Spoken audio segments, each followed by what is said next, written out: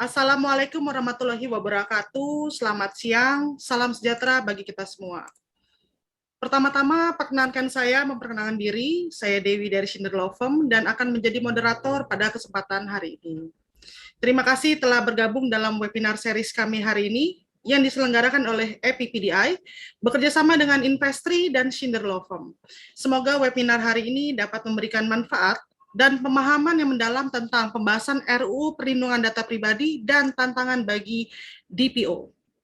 Webinar hari ini akan dibawakan oleh 3 orang narasumber kami yang sudah sangat luar biasa, yang merupakan ahli yang berpengalaman dalam bidang perlindungan dan data pribadi, cyber security sekaligus praktisi di bidang ini. Pertama-tama yaitu Profesor Ida Bagus Rahmadi Supancana. Beliau adalah co-founder EPPDI yang merupakan leader dalam perlindungan data pribadi di Indonesia, sekaligus guru besar Universitas Katolik Atmajaya. Kemudian series hari ini. Selamat siang, Prof. Selamat siang, Bu Ya, Dewi. waktu dan tempat kami persilakan ya, Prof. Baik, terima kasih Bu Dewi atas pengantarnya dan mohon dibantu ya di-share materinya oleh panitia. Selamat siang Ibu dan Bapak sekalian. Assalamualaikum warahmatullahi wabarakatuh. Salam sejahtera untuk kita semua. Salam, Namo Buddhaya, Om Swastiastu. Pada kesempatan ini dalam 15 menit ke depan, izinkan saya menyampaikan materi dengan topik perlunya terobosan dalam penuntasan pembahasan rancangan undang-undang tentang perlindungan data pribadi. Dan saya akan menggunakan sistematika sebagai berikut. Next slide. Ya. Ada 7 poin yang ingin saya sampaikan di dalam kesempatan ini. Yang pertama adalah pengantar, ya.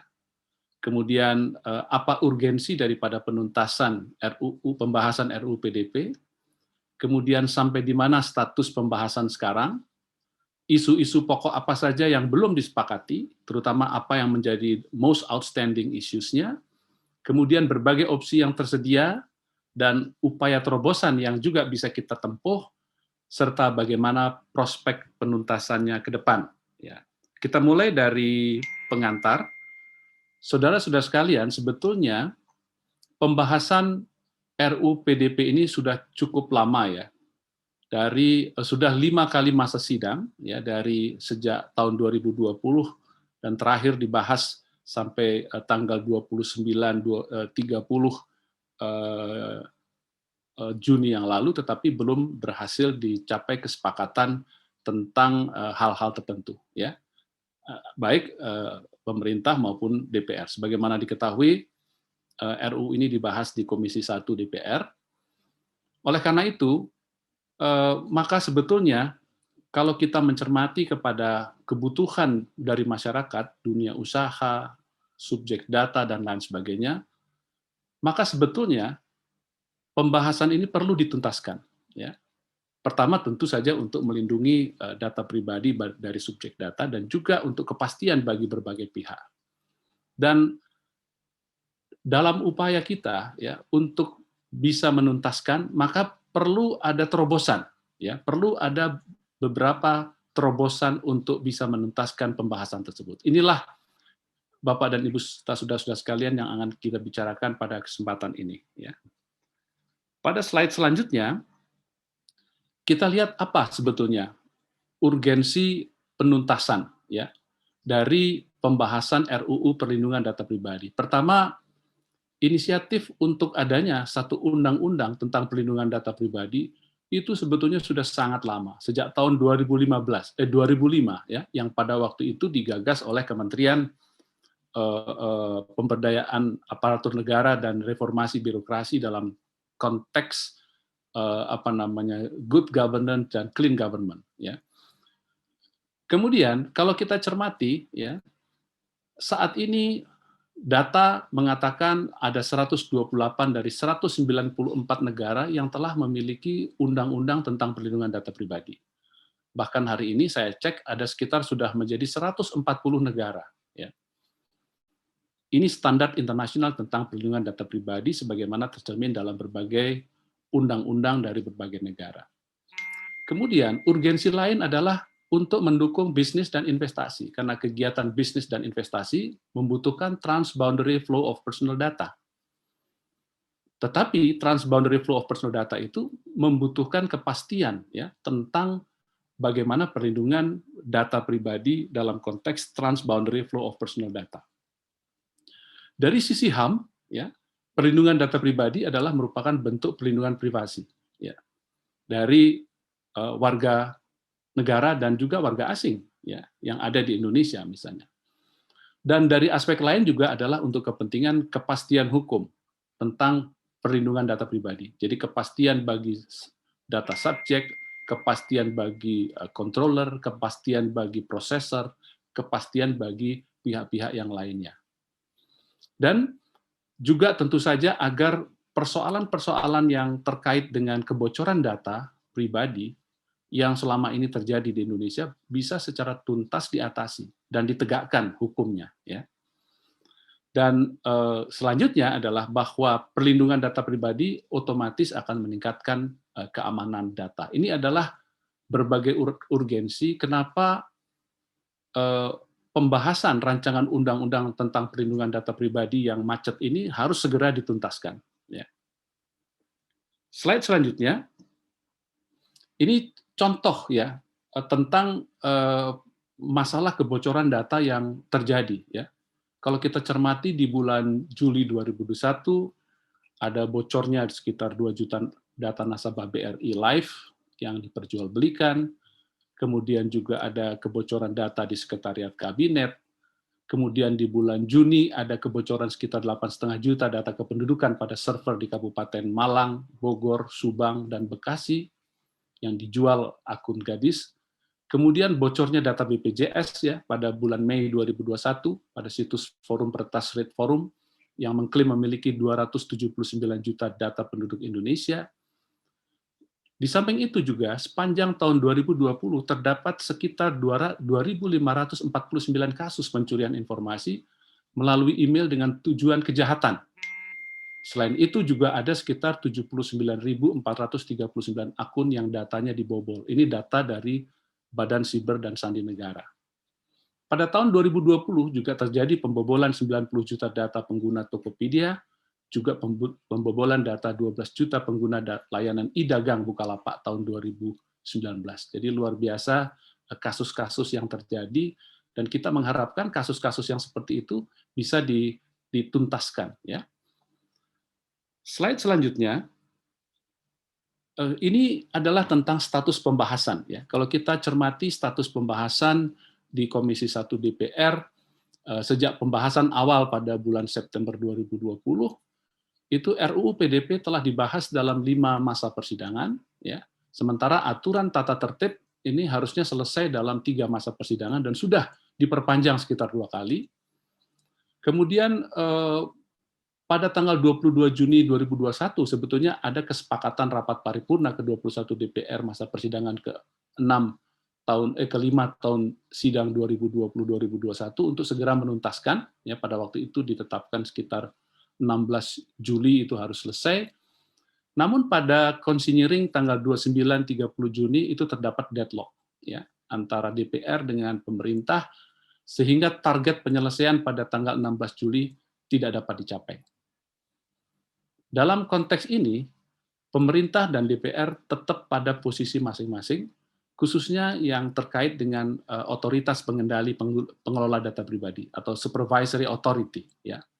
Dan kalau kita cermati dari sekitar 300 daftar inventarisasi masalah, sudah sekitar 140 DIM yang dibahas. Ya.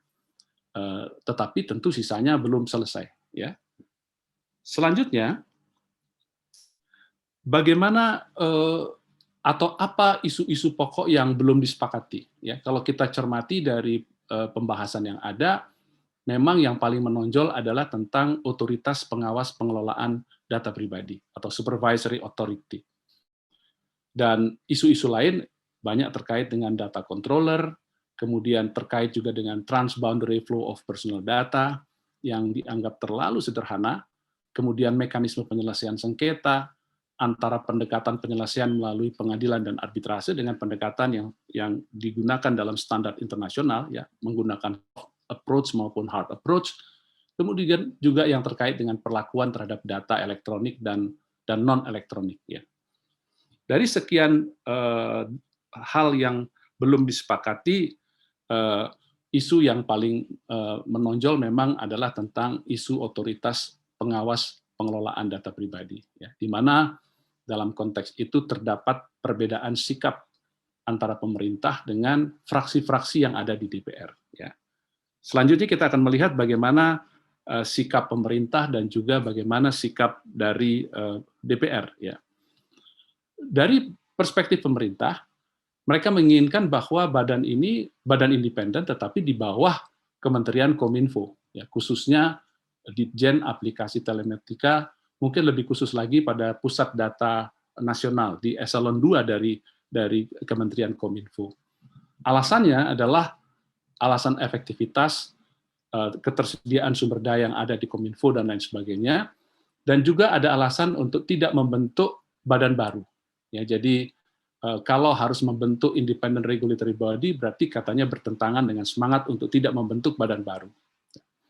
Dan dalam pandangannya, kalau kita cermati, pemerintah menganggap bahwa usulan pemerintah ini sesuai dengan best practices yang dipraktekkan oleh beberapa negara, misalnya Malaysia, Singapura, dan lain sebagainya. Tetapi sebagai data dapat saya sampaikan, hasil studi dari Eurochamp, ya, menunjukkan bahwa dari sekian banyak negara, itu 140 negara itu pendekatannya dengan independent regulatory body, ya, badan yang independen. Sementara hanya 10 negara, ya, termasuk Malaysia, Singapura, mungkin Taiwan, itu yang menerapkan apa yang diusulkan oleh pemerintah. Jadi kalau dikatakan itu mencerminkan best practices, tidak, ya.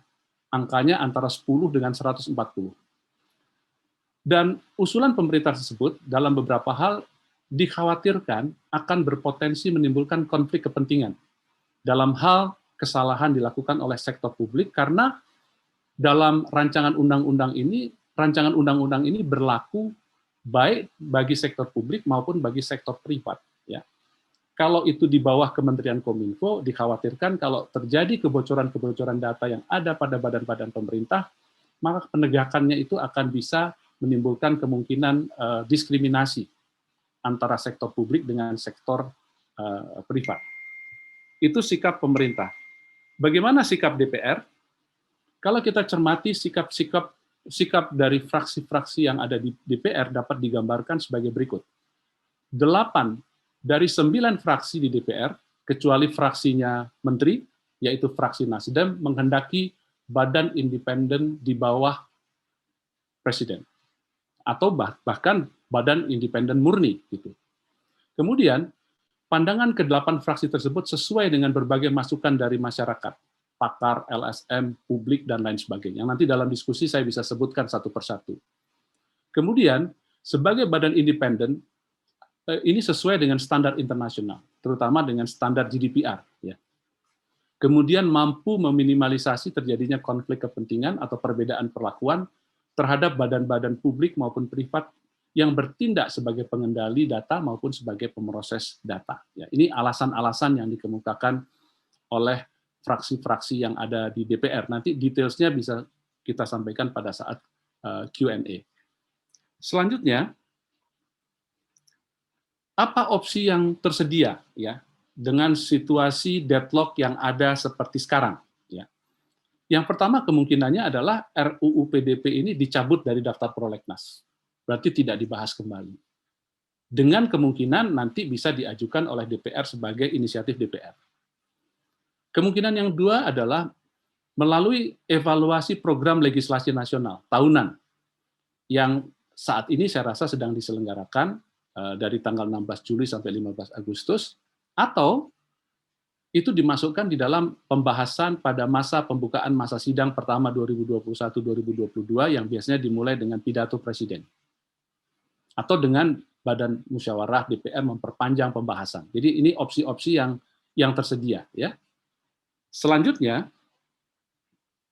bagaimana kira-kira kita mencari terobosan? Ya, next slide kita berbicara tentang upaya-upaya untuk melakukan terobosan. Ya, yang pertama, yang paling aman sebetulnya, karena arahnya adalah kepada standarisasi, maka kita menggunakan satu standar internasional yang umum. Ya, standar internasional bisa yang digunakan oleh hanya beberapa negara, tetapi ada standar internasional yang digunakan secara umum, ya, yang biasanya banyak berbasis kepada EU GDPR.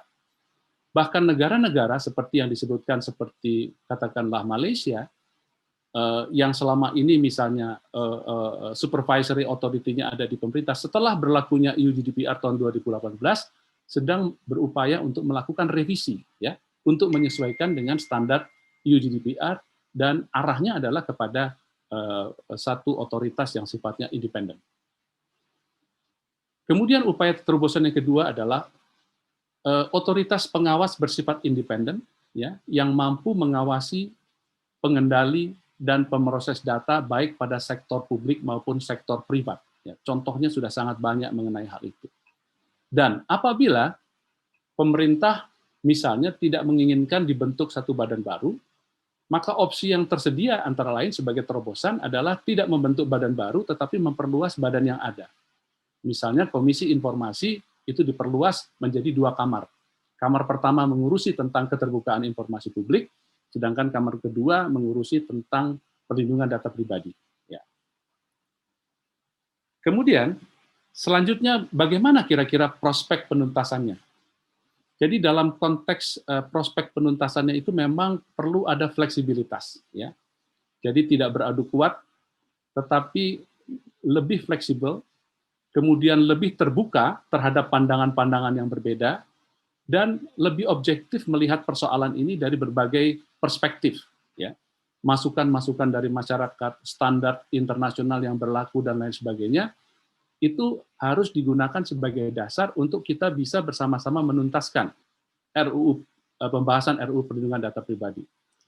Kemudian yang kedua, kita juga harus memberikan fokus pada perlindungan hak-hak subjek data yang selama ini dilanggar tanpa ada kejelasan penyelesaiannya. Ya. Dan yang ketiga, yang namanya undang-undang itu harus efektif di dalam implementasinya. Ya, kita fokus pada efektivitas implementasinya. Dan yang keempat, ini sangat membutuhkan sifat atau sikap kenegarawanan. Ya, jadi baik dari sisi pemerintah maupun dari sisi DPR harus menunjukkan sikap kenegarawanannya dalam rangka mencari cara yang terbaik untuk bisa melakukan penuntasan terhadap pembahasan RUU tentang perlindungan data pribadi. Saya rasa demikian, Bapak dan Ibu dan saudara sekalian, dalam 15 menit mudah-mudahan tidak terlampau lama, ya. Tetapi hal-hal yang belum jelas saya rasa nanti bisa kita diskusikan. Demikian, saya selanjutnya kembalikan kepada Ibu Dewi. Silakan Bu Dewi. Terima kasih Prof atas waktunya dan pemaparannya.